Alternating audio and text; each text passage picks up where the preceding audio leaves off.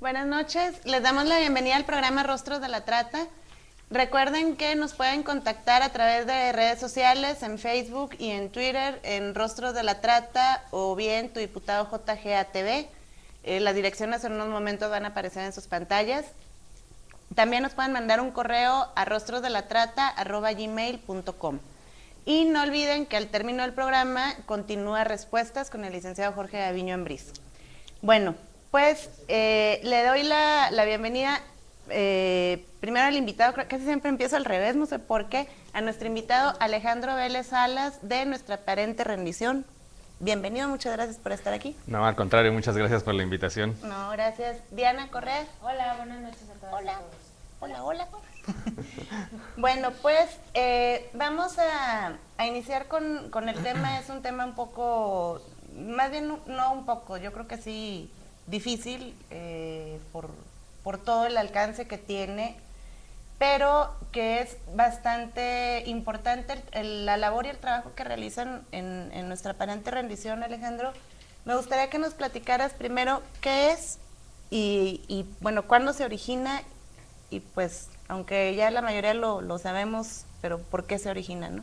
Sí, claro que sí, pues Nuestra Aparente Rendición nace a raíz de la masacre en San Fernando, los 72 migrantes que fueron asesinados en Tamaulipas en agosto de 2010.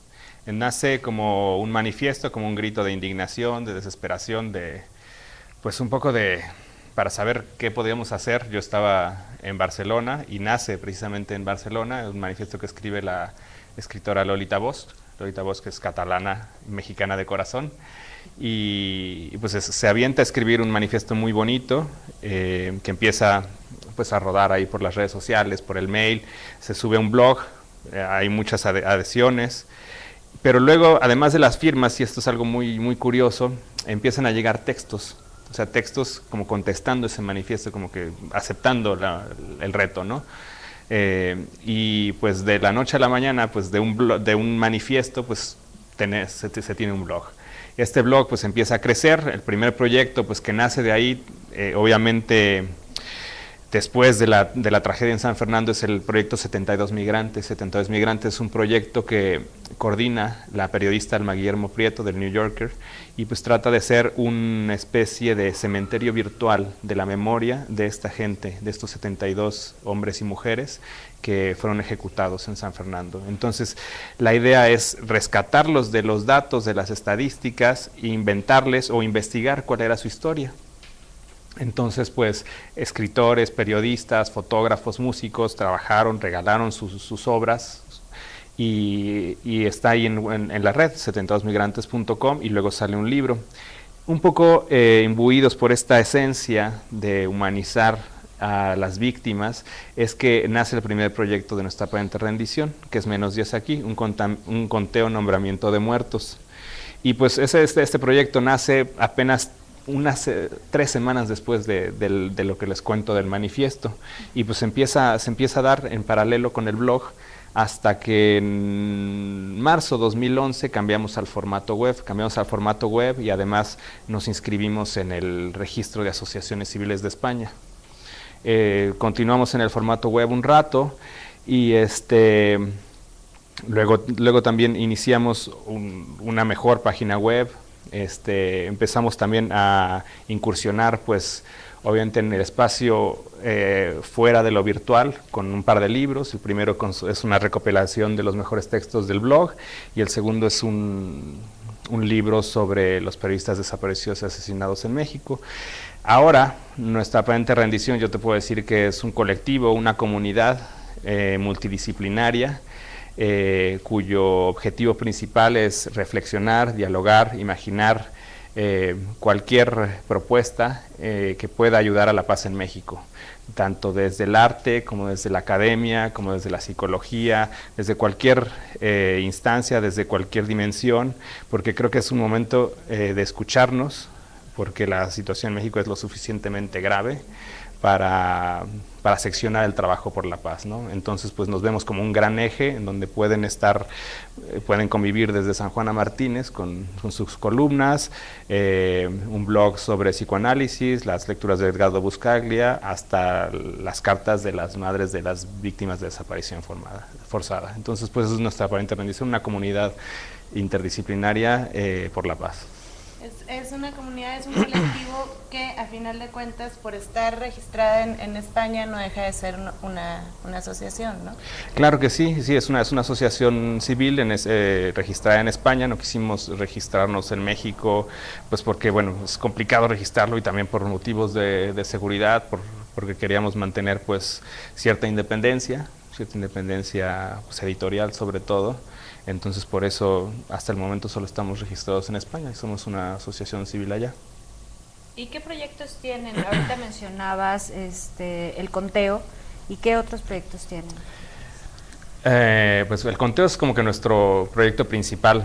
El que le hemos dado más difusión últimamente es el libro. Tú y yo coincidimos en La Noche Terrible.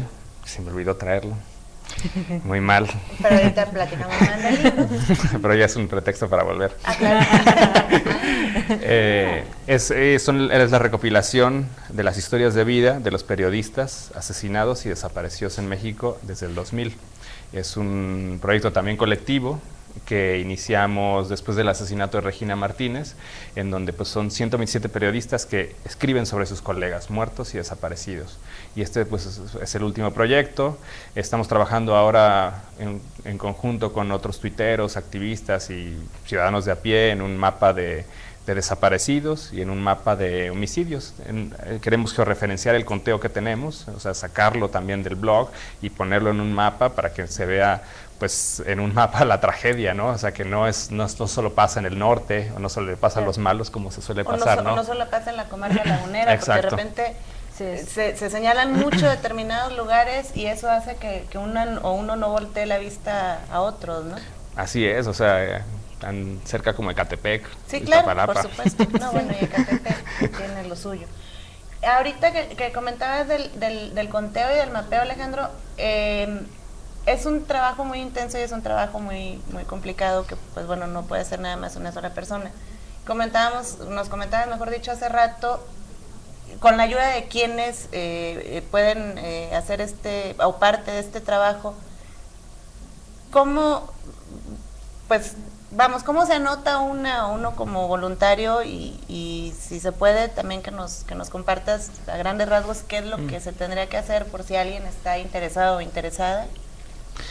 Pues básicamente nuestra aparente rendición es la prueba fehaciente de que el trabajo colectivo existe. O sea, de que la teoría de acción colectiva de Olson tiene una falla. Realmente es una prueba fehaciente. Nosotros nos maravillamos de todas las propuestas que nos llegan, de talleres, de proyectos, de gente que quiere trabajar por la paz de manera desinteresada. Porque pues esto también hay que decirse que nosotros trabajamos sin un solo peso. Entonces, claro, pero pues el capital humano que tenemos, hasta el momento logra imponerse a la necesidad de capital, ¿no? Que también la tenemos. Dicho sea de paso. Sí. Pero, por ejemplo, con el uso de las redes sociales simplemente lo que hacemos es decir, necesitamos un voluntario para contar esta semana en menos días aquí. Entonces ponemos una breve explicación de lo que es el proyecto. Entonces hemos tejido redes tan fuertes, por ejemplo con el colectivo de periodistas, con algunos movimientos de luchadores de derechos humanos, con estudiantes universitarios, que casi siempre hay una respuesta positiva a nuestro llamado, ¿no? Y cuando nos escriben diciendo, oiga, queremos colaborar con nuestra aparente rendición, ¿qué hacemos? Más bien, ¿qué quieres hacer tú? O sea, ¿qué es en qué estás trabajando? ¿En qué quieres ayudarnos? Y nos han llegado, pues, por ejemplo, las chicas que les contaba hace rato fuera del aire, las periodistas que coordinan el blog de Cartas a su amor desaparecido, ellas las conocimos así en la FIL y nos dijeron, pues ¿qué hacemos? Pues vamos a aprovechar que ustedes están haciendo un documental y vamos a hacer una sección sobre desaparecidos, ¿no? Sobre cartas.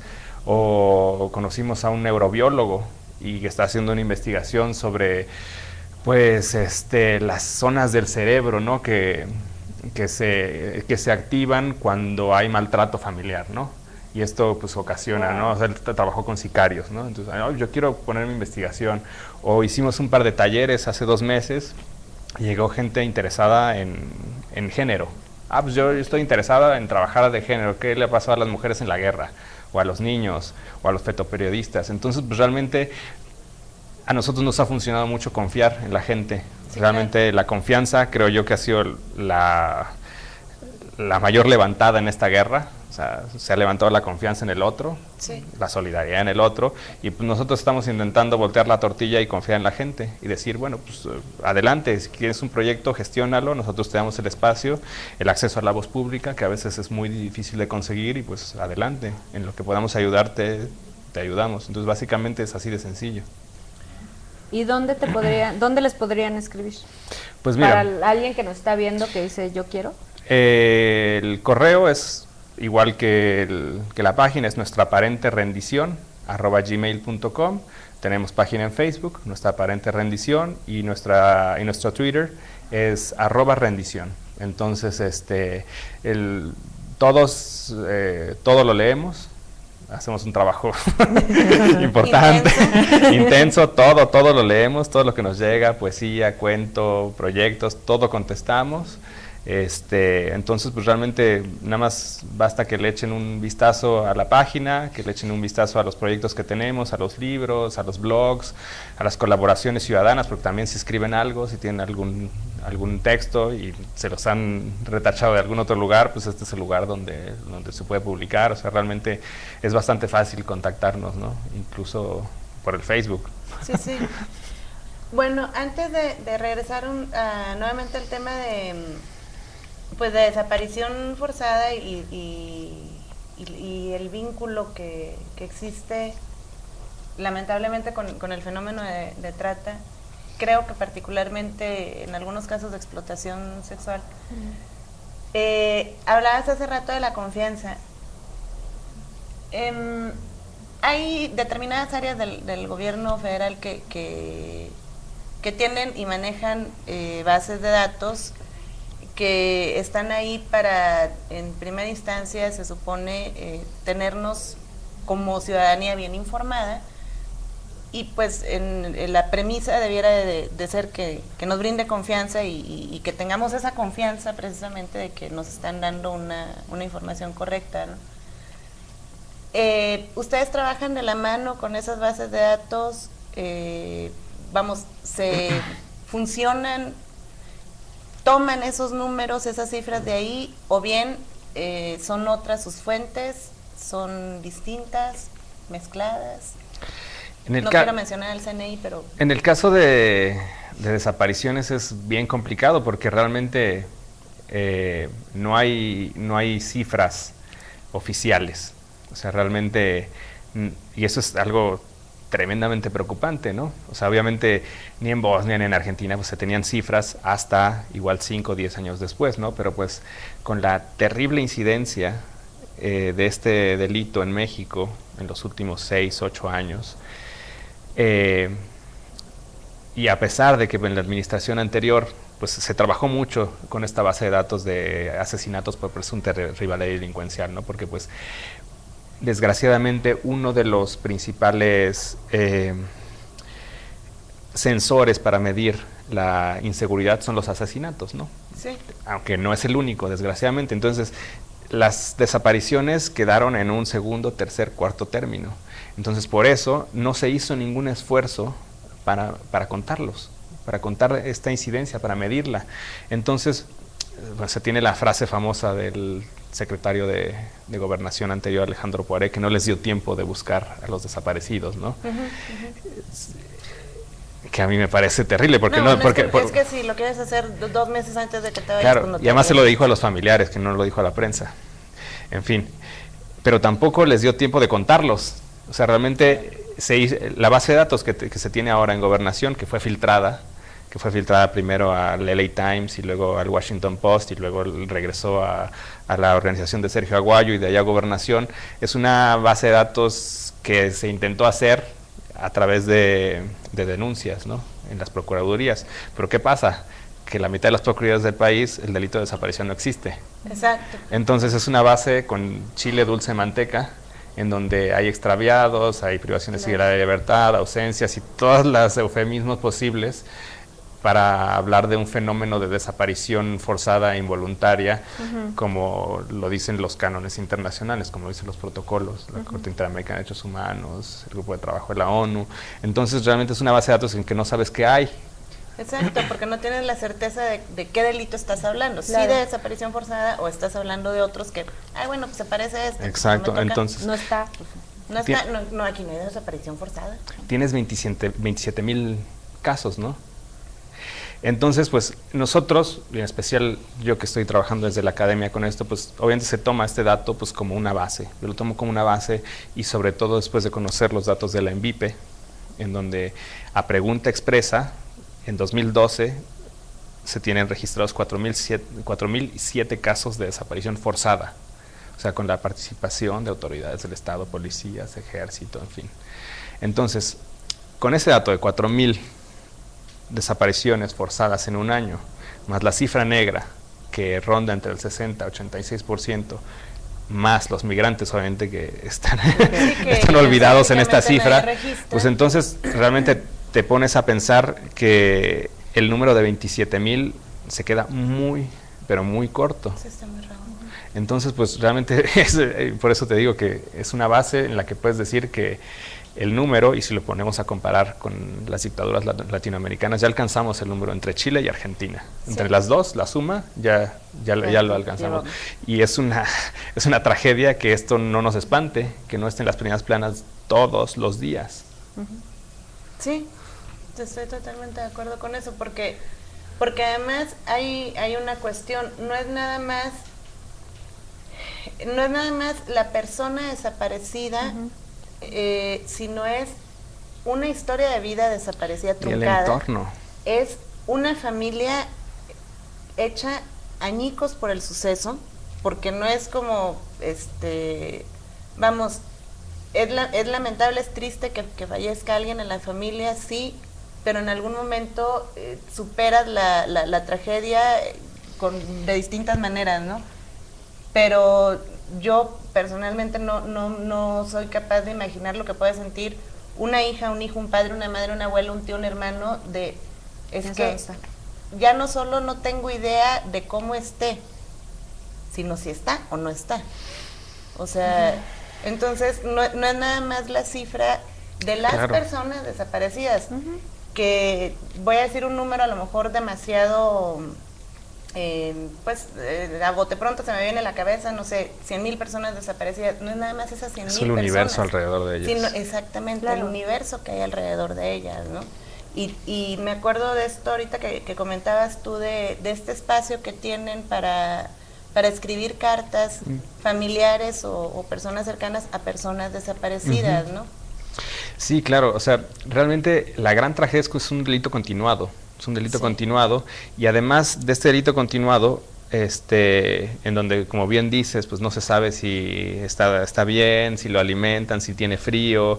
Entonces realmente hay una serie de efectos psicosociales en los familiares, en que, como decía Cecilia el otro día en su conferencia del Colmex, se vuelven como fantasmas, como zombies, en que realmente se despiertan en la noche pensando que va a hablar, que va a cruzar la puerta. A veces se encuentran culpables al estarse riendo, estar en una fiesta. Entonces realmente aunque intentemos ponernos en sus zapatos y hagamos el mejor esfuerzo por acompañarlos, jamás lograremos estar viviendo lo que viven ellos, ¿no?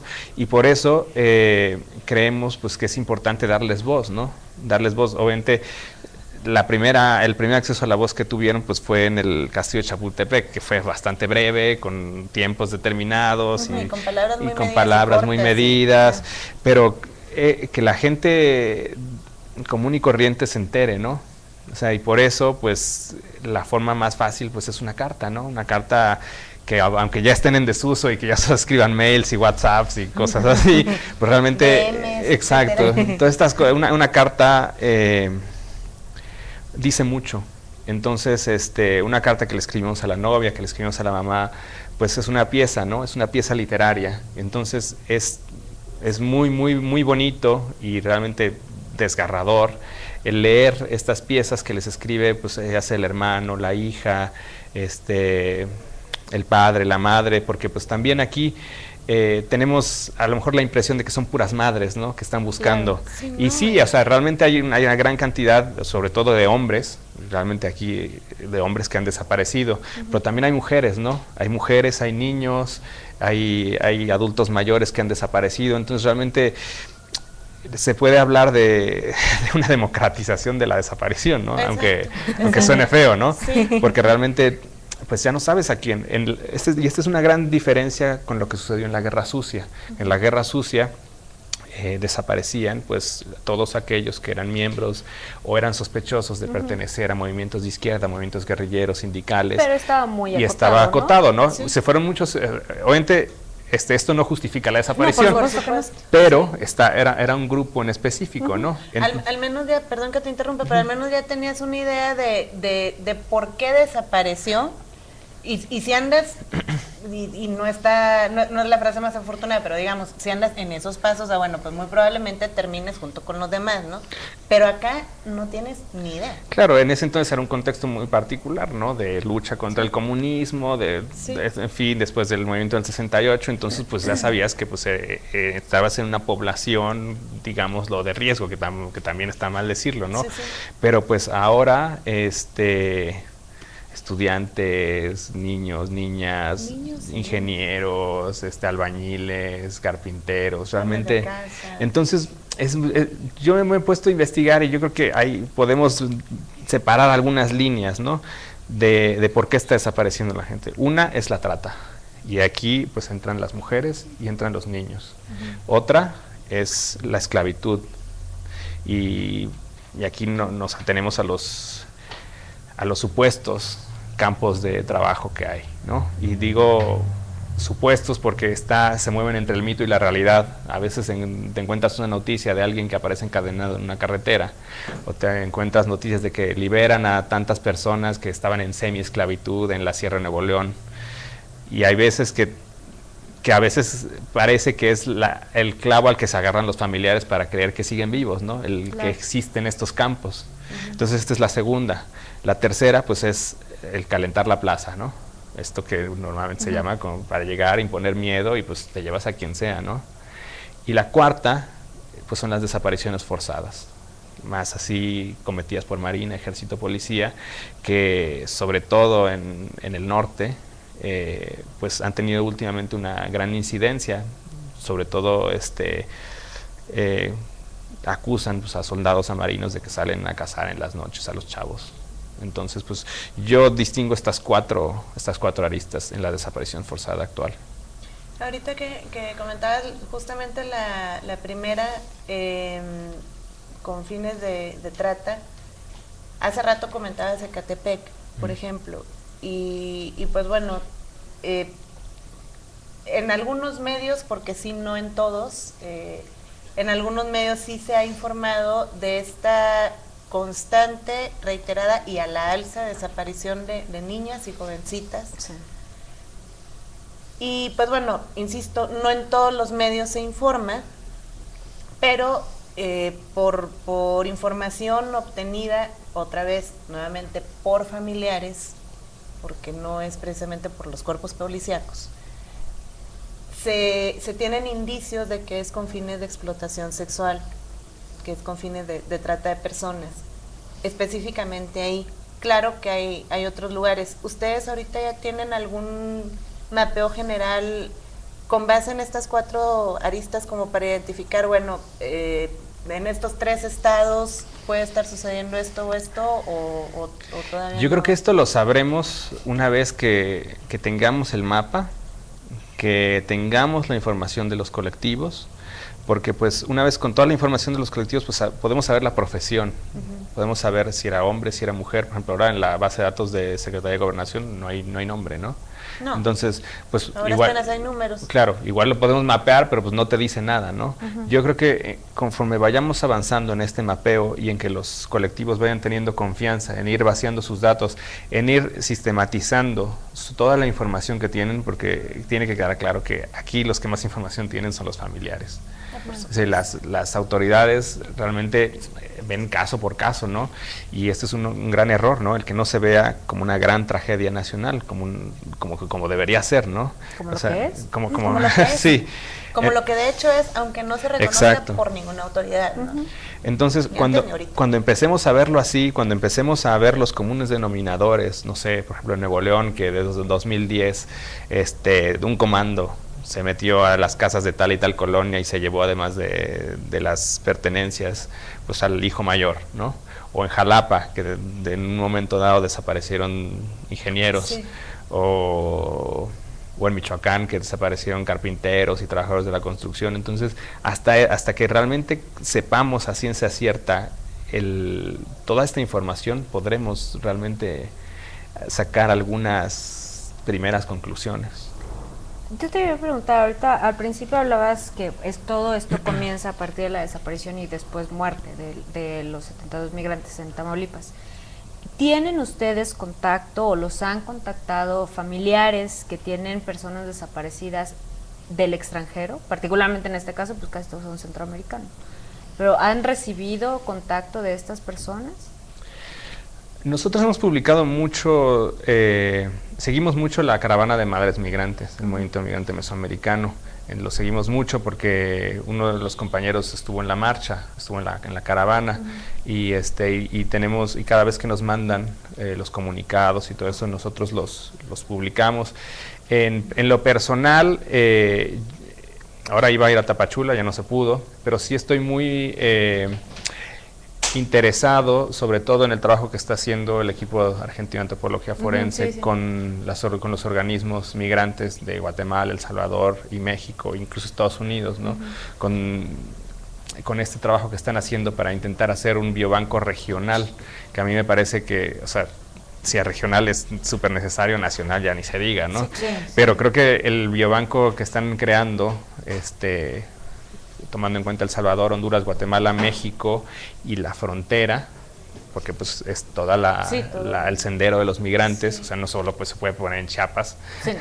Entonces creo que es una iniciativa muy, muy interesante, de la cual podemos aprender mucho para un supuesto caso nacional, ¿no? Que es lo que realmente quieren el equipo argentino. Entrar a México, pero no solo con un convenio chiquitito ahí, ¿no? Pero pues realmente no están las condiciones para hacerlo todavía. No solo con un convenio significativo y emblemático, ¿no? Sino con algo que sí se... una campaña nacional, o sea, en donde estén implicadas universidades, laboratorios, todos, ¿no? Es que sí me parece, que ahorita lo mencionabas también y tú también ya lo mencionabas, Alex, esta idea de ver al desaparecido como no un número, ¿no? Sí, o sea, me parece muy importante que sí los veamos como una persona que tiene una familia, que tiene una vida propia, ocupación, y además, fuera, ¿no? O sea, no solo ver a la persona como un número, premisa uno, sino como una persona que está desaparecida, persona, nombre, apellido, desaparecida, las circunstancias, ¿no? Las circunstancias que son muy importantes, pero además tener en cuenta y tener presente que no solo son personas de nacionalidad mexicana, claro, y que hay muchas personas de migrantes en situación regular o irregular, como sea, pero que no por ser migrantes dejan de ser personas. Claro. Por lo tanto, pues bueno, en el peor de los escenarios, de pérdida que esté representada en el número. Si no tienes el dato completo, el nombre, el apellido y bueno, las circunstancias, yo creo que siempre serán importantes, pero sí que se tomen en cuenta, porque de repente la verdad es que el migrante, no solo en nuestro país, y aunque nosotros nos quejemos del maltrato que recibimos en otros lados, pero aquí en México no siempre recibe el mejor trato el migrante, ¿no? No. O tú sabrás más. Uy, no, para nada. Y aquí, pues es que es importante destacar pues el ejercicio que hizo la CNDH, no sé si en el 2010 o 2011, que se atrevió a contar secuestros y desapariciones, y que jamás lo volvió a hacer, porque pues era como destapar la caja de Pandora, ¿no? Si salieron 25,000 en 2010, algo así, ¿cuántos serán, no? Sí. Entonces, o sea, el esfuerzo que hay si hay un esfuerzo para coordinar a las instituciones nacionales para buscar a los mexicanos. Ahora imagínate el esfuerzo para buscar a la gente en Guatemala, en El Salvador, en Honduras, en Estados Unidos. O sea, realmente, o sea, muchas las morgues en Estados Unidos están llenas de NNs. Exacto. Entonces, Sí. estas NNs, ¿quiénes son? ¿Cómo los vamos a identificar, no? Porque pues son estas personas que realmente pasan como fantasmas, pero se materializan si es que llegan a Estados Unidos. Cuando llegan a Estados Unidos dan señales de vida, mandan dinero, pero si jamás Pero en el Inter no no sabes qué les pasa, Sí. no sabes, y hay historias terribles. No, y pues bueno, ahorita que comentas esto de que se materializan cuando ya llegan a Estados Unidos y precisamente teniendo en cuenta la ruta de la migración, no sé si recuerdas, Diana, en el diplomado en el que estuvimos juntas, que comentaba, me parece que fue Mónica Salazar, de que hay una parte específica en Sonora en donde a las mujeres que van en esta ruta de migración, prácticamente de manera, pues, digamos, obligada para los coyotes y las mismas personas de la localidad, las violan y cuelgan la ropa interior ahí. Es como una forma de señalar, bueno, pues por aquí hay paso de... Es el de famoso migrantes, árbol de los pero, calzones. Ajá, exacto.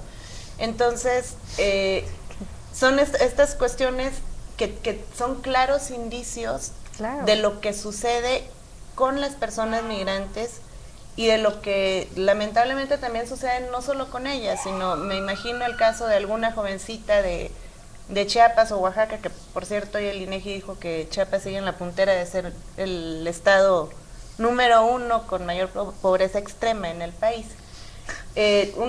Una jovencita de Chiapas o Oaxaca que es víctima de trata, es forzada y obligada a migrar de manera interna primero, pero pasa por esta ruta, va a pasar precisamente por las mismas circunstancias y el mismo trato Claro. que reciben las y los migrantes. Entonces, no dejan de ser personas y no dejan de sufrir las mismas vejaciones y las mismas violaciones a sus derechos humanos, ¿no?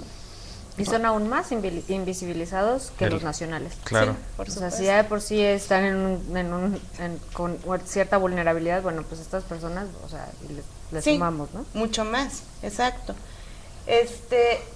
Ya casi nos estamos acercando a que nos empiecen a corretear para terminar. Entonces, algo con lo que quieras concluir, Alejandro, algún comentario, alguna reflexión que nos quieras compartir. Bueno, yo creo que, o sea, como mencionábamos al principio, esto es algo que debería estar en el centro de la agenda pública nacional, ¿no? No estuvo en la administración pasada, se intentó invisibilizar a las víctimas, pero sobre todo a las víctimas de desaparición forzada e involuntaria. En este gobierno ha cambiado un poco por lo menos el tratamiento en los medios. Realmente el otro día Cecilia decía que a todos les dicen que sí, que ley de víctimas sí, que la foto sí, que fiscalía especial también, equipo de búsqueda, que todo que sí, pero pues es como que este resultado eficientista, ¿no? Realmente es lo que ha hecho también el PRI siempre, ¿no? El crear cosas para que no funcione nada. Entonces, pero creo que la diferencia está en que no estamos en el 68, en el 82, hay una sociedad civil fuerte, desorganizada, que se pelea entre sí, que está celosa entre sí, que es bien complicado unir esfuerzos incluso para una misma causa, no, incluso entre los mismos colectivos desaparecidos, a veces dices, uy. Pero pues también, bueno, también es comprensible porque hay diferentes contextos de violencia, de violencias, entonces pues obviamente cuesta trabajo, ¿no? Cuesta mucho trabajo, pero yo quisiera destacar esta diferencia, ¿no? En que hay muchos esfuerzos ciudadanos, en especial para el caso de la desaparición forzada. El caso, el trabajo de los colectivos, pues es invaluable. Exacto. Es invaluable, o sea, la mayoría pues nacen en las procuradurías con señoras, hombres que se conocen ahí y que dicen, no, pues mira, pues, y empiezan a compartir historias y decir, uy, no vayas con tal, a tal Ministerio Público, no, yo te recomiendo que sí trabaja, o que ya ni siquiera vayas al Estado, vete a la PGR que traigan tu caso. Entonces, finalmente se está compartiendo el conocimiento, todavía a cuentagotas, pero creo que va a venir el momento, ¿no? Porque incluso si por ejemplo, un evento tan trágico como la guerra de los Balcanes se pudo buscar a la gente, se pudo encontrar, o sea, el 70% de los que perecieron en el genocidio de Srebrenica han sido identificados, ¿no? Igual con el dinero de los Estados Unidos y el G7, pues una zona en donde hay odio entre albaneses, kosovares, serbios, bosnios, eslovenos. Entonces, si en ese contexto, con tan poco dinero y con una tecnología totalmente diferente a con la que contamos claro, ahora el presupuesto está, hace falta la voluntad política y la voluntad política la tenemos que presionar para que exista, ¿no? O sea, la voluntad la tenemos en la sociedad civil, o sea, y hace falta, si bien desorganizados, tenemos un hilo conductor en esta causa, ¿no? Entonces hace falta presionar más, ¿no? Proponer, o sea, realmente también no quisiera caer en el lugar común de que en el gobierno es pura ineficiencia, pero hay gente valiosa que quiere hacer las cosas, que no siempre le salen porque pues está inserta en un sistema que no le permite sacar resultados, ¿no? Pero pues hay que aprovechar a esos aliados, ¿no? Es lo que me decía el otro día una compañera que entrevisté a una señora del Movimiento por la Paz, me dice, es impresionante, o sea, el crimen organizado ha infiltrado las instituciones gubernamentales por todos lados, ¿no? Candidatos, jueces, policías, ejército. Pero nosotros también, o sea, la sociedad civil también lo ha hecho, a lo mejor con menos poder, con menos dinero, pero hay aliados adentro, ¿no? Entonces yo creo que hay que identificar estos aliados, que hay muchos a nivel federal, estatal, local, para ayudarlos a hacer su trabajo y pues a intentar equilibrar fuerzas con el lado oscuro, ¿no? Exacto, exactamente, tienes toda la razón. Sí es cierto, la sociedad civil precisamente ha podido infiltrarse a distintos niveles, en distintos lugares, y yo siempre lo he dicho, no, igual que lo mencionaste ahorita, sí, efectivamente hay lugares, personas en específico que su labor y su función, bueno, su labor sobre todo sí puede dejar mucho que desear, ¿no? Sin embargo, siempre hay personas, en todos los lugares hay al menos una que sí tiene el deseo de hacer sí, que está haciendo su trabajo. ¿no? Entonces, bueno, antes de despedirnos, nada más quiero hacer dos anuncios muy rápidos. El domingo próximo en la Casa del Artista de Tlaxcala se va a presentar la obra Tiradero a cielo abierto. Esta obra ya tuvo una serie de presentaciones aquí en el Teatro La Capilla, en Coyoacán, y está basada en el libro Trata de Personas, Padrotes, Iniciación y Modus Operandi de Óscar Montiel Torres, que ya estaba aquí con nosotras en el programa, en el que en la propia voz de los padrotes se describe el proceso y ciertas estrategias como el robo de la novia. Eso, por un lado, este domingo 20 de octubre, si es 20, ¿verdad? A las 5:30 de la tarde. Traigo el calendario un poco movido. Y en la próxima semana, dentro del segundo coloquio, Violencias, Actores y Enemigos del Estado, que también se va a desarrollar en Tlaxcala, el 25 de octubre, con el tema Proxenetismo Rural, qué hacer y cómo. Se van a impartir una serie de conferencias en las que van a estar presentes Verónica Caporal, que no ha estado aquí en el programa, pero que ha trabajado mucho con Óscar Montiel también. Él también va a dar otra conferencia. Y va a haber una conferencia magistral a cargo de Fabiola Bailón, que ya estuvo aquí con nosotras para platicar de la perspectiva histórica de la trata y la prostitución, con el tema de su conferencia del mito de las poquianchis al mito de los carreto, aportaciones históricas a la comprensión del fenómeno de la trata en México.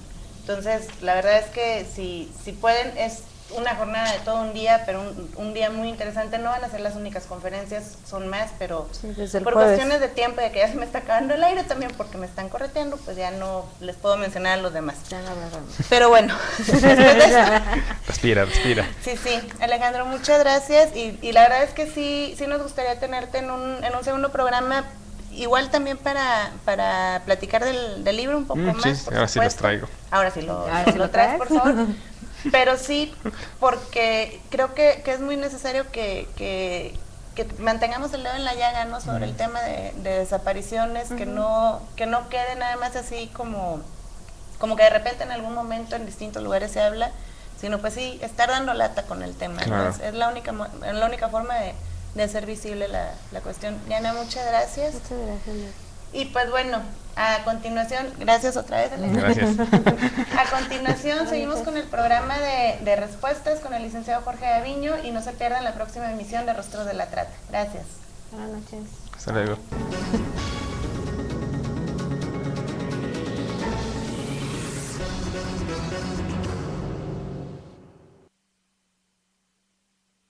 Escritores, periodistas, fotógrafos, músicos trabajaron, regalaron sus obras y está ahí en la red, 72migrantes.com, y luego sale un libro. Un poco imbuidos por esta esencia de humanizar a las víctimas, es que nace el primer proyecto de nuestra aparente rendición, que es Menos 10 aquí, un conteo nombramiento de muertos.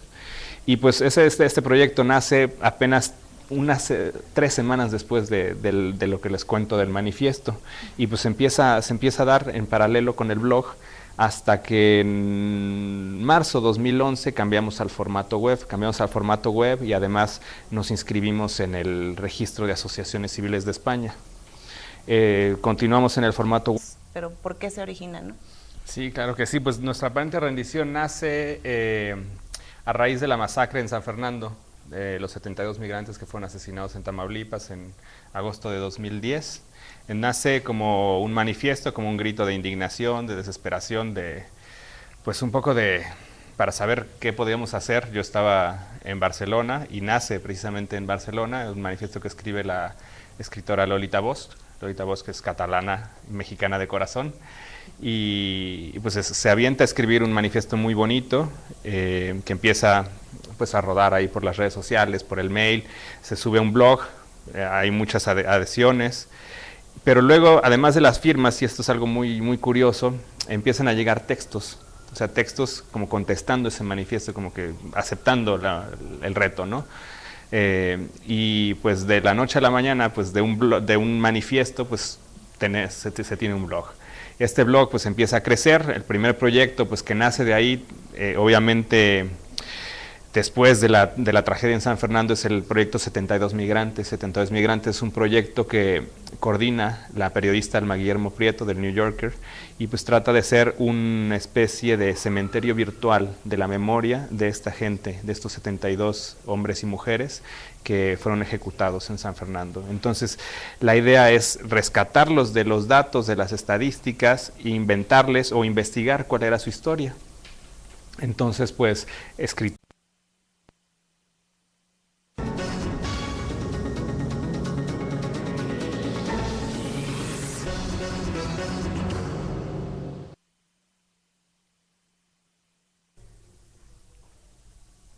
Buenas noches, les damos la bienvenida al programa Rostros de la Trata.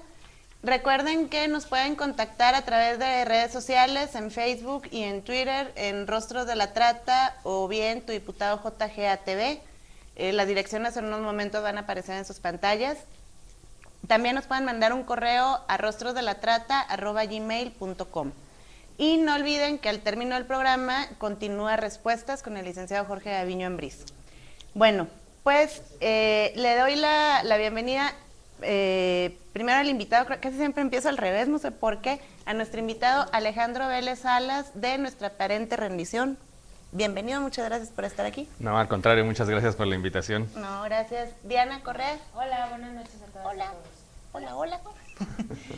Bueno, pues vamos a iniciar con el tema. Es un tema un poco, más bien no un poco, yo creo que sí, difícil por todo el alcance que tiene, pero que es bastante importante la labor y el trabajo que realizan en Nuestra Aparente Rendición. Alejandro, me gustaría que nos platicaras primero qué es y bueno, cuándo se origina, y pues, aunque ya la mayoría lo sabemos,